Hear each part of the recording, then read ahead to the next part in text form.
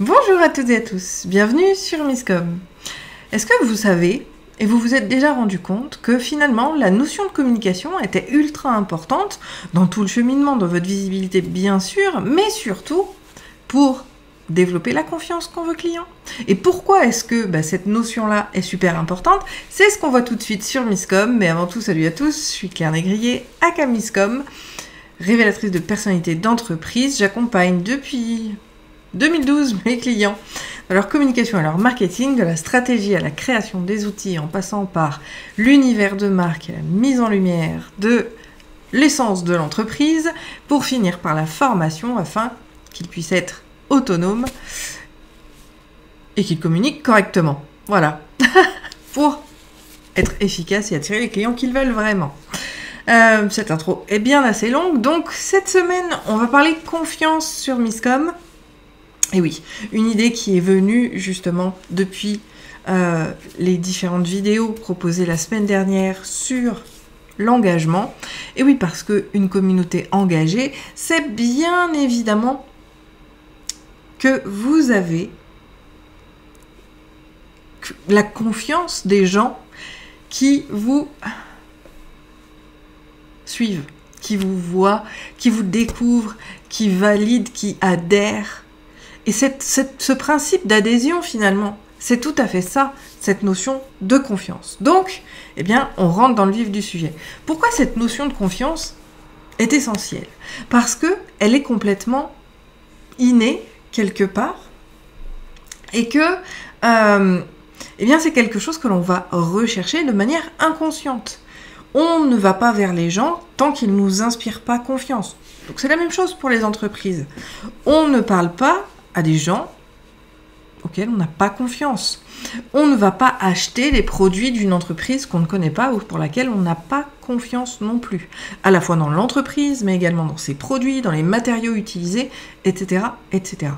Développer la confiance fait partie, d'une des trois familles d'objectifs de la communication, qui est l'objectif affectif. Et non, l'objectif affectif, c'est pas faire aimer votre marque. Non, non, il y a bien plus d'objectifs affectifs que celui de faire aimer, et la confiance en fait partie.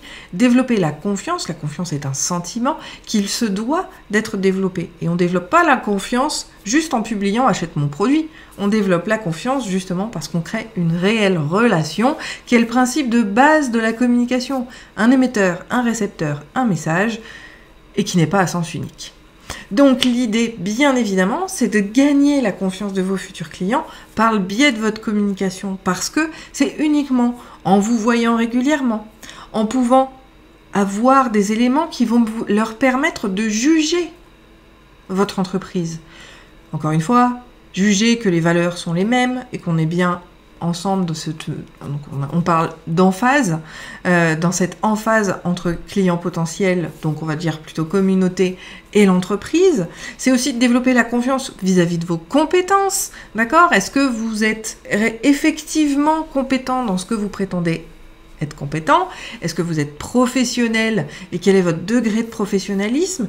Tous ces éléments-là vont avoir un impact sur cette notion de confiance. Et encore une fois, comme je le disais, c'est uniquement par rapport à cette confiance que les gens vont venir à vous en termes d'achat, de clientèle. Donc il est essentiel pour vous de travailler sur cette notion de confiance parce que, encore une fois, c'est le levier numéro 3-4 qui va être impératif. Je vous le rappelle, levier numéro 1, l'urgence absolue du besoin. Ça, si la personne n'a pas un besoin absolu, urgent de ce que vous proposez, il n'achètera pas. 2, forcément par cette notion d'urgence, qu'ils mettent les moyens financiers en place. Si les personnes, quand c'est urgent, mais que votre produit ou votre service est trop cher, ils n'achèteront pas parce qu'ils ne sont pas en capacité de le faire. Il y en a certains qui font des crédits, mais on n'est pas là pour juger. Après, chacun y mettra justement la notion de priorité. Troisièmement, c'est la notion de temps. Il faut que les clients puissent avoir le temps, au même titre que l'urgence, pour pouvoir se décider à se déplacer pour acheter le produit ou de prendre un accompagnement. Si on n'a pas le temps de le suivre, ça ne fera pas, Ça nourrit pas cette urgence-là. Et donc, ben oui, comme je le disais, hein, le 4e point, c'est bien évidemment d'avoir confiance. Outre l'achat compulsif, qui répond, si on fait un peu de données intellectuelles, à la pyramide de Maslow, qui sont les besoins primaires de l'être humain. La pyramide, c'est se loger, se nourrir, se vêtir. Ce sont les besoins primaires.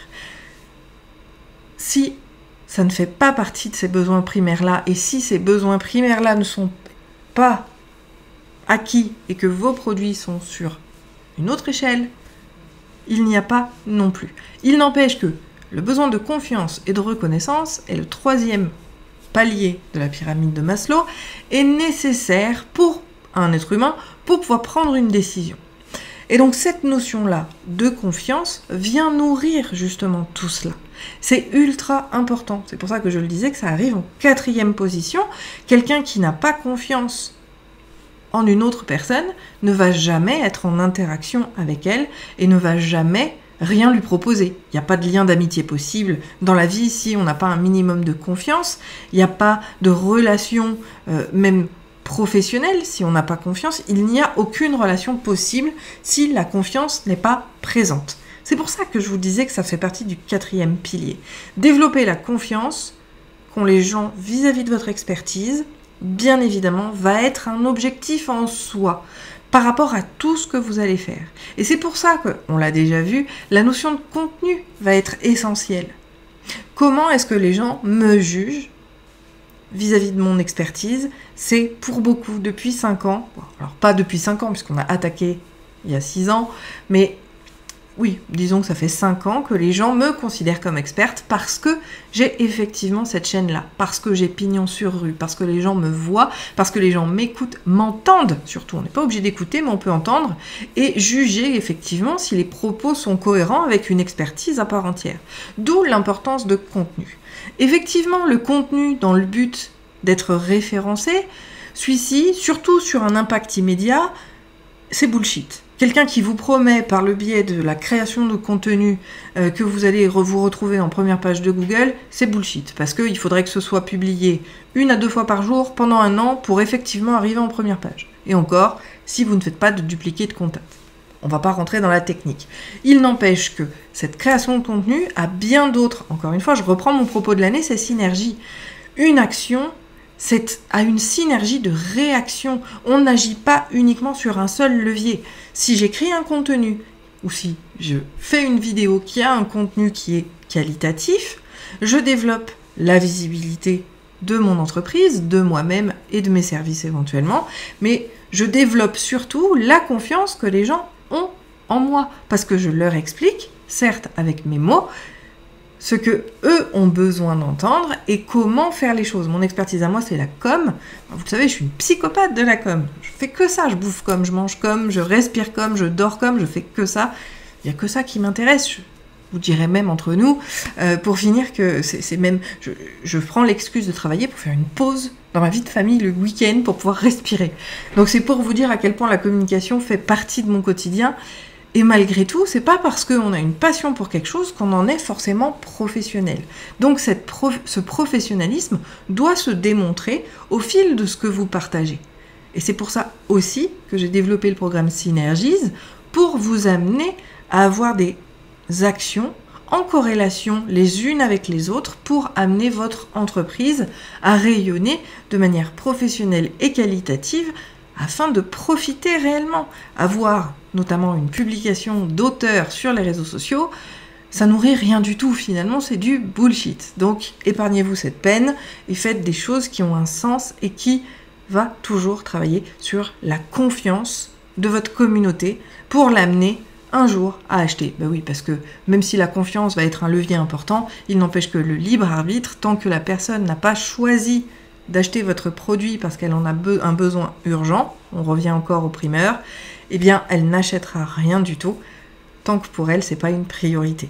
Mais cette priorité doit être mise en face du développement de cette confiance pour que vous soyez choisi comme la bonne solution le jour où elle en a réellement besoin. C'est pour ça que ce travail de confiance vis-à-vis de la communication reste un objectif en soi dans tout ce que vous allez partager.